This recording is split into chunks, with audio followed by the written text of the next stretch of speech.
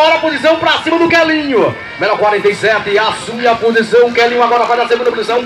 Olha o Jean Pantanal. Olha o Jean Pantanal, faz agora a terceira posição. O Lucas de Tasso, Autoescola 2001, faz a quarta posição. A quinta posição vai ficando com o Original Motos do Branco. A sexta posição vai ficando com o Hércules Cruz. É piloto 100% da loja Leca. Dalmiro Gouveia. O Daniel Ventura vem abrindo distância para cima do Kelinho, que tem nas mãos a segunda posição. O Kelinho, Caruaru, 100% na área X. Na área X. O Daniel Ventura tá voando baixo. O Daniel Ventura tá voando baixo nesse centro motocross. Do centro de treinamento PM Cross. Fez a passagem, olha o Daniel Ventura. Cadê o agito da galera pra cima do Daniel Ventura? Eu quero ver a adrenalina, a emoção pra cima dele, pra cima do Daniel Ventura, tabelas. Já fez também essa passagem. Olha o Hércules Cruz, 49 Leca Race. Fez a passagem por ali também do Leandro.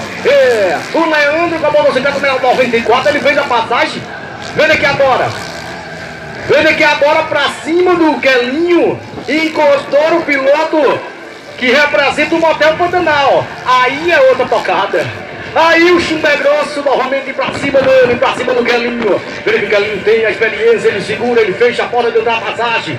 Ele segura essa ultrapassagem pra cima dele, já dá uma olhada pra trás, ele viu que encostou ali o Jean Pantanal. Olha o Jean na barreira agora, olha o Kelinho segurando a posição aqui. Segurou a posição e foi embora. Vê que o Lucas de Tasso também já encosta automaticamente pra cima do piloto do Motel Pantanal. Encostou ali pra cima dele, vem pra tentar tirar esse proveito ali na trocada, né? Na trocada de posição. Olha o Jean amarrando perto de mim, já dá uma cortada do giro do motor. Ele deu uma cortada do giro e disse aqui é Fazenda Filadélfia. Cima do Jean Pantanal. Abriu a distância lá em cima pra cima do Jean Pantanal e agora quem vem encostando por ali, vendo que o Jean Pantanal vai ficando ali. Desistiu da prova.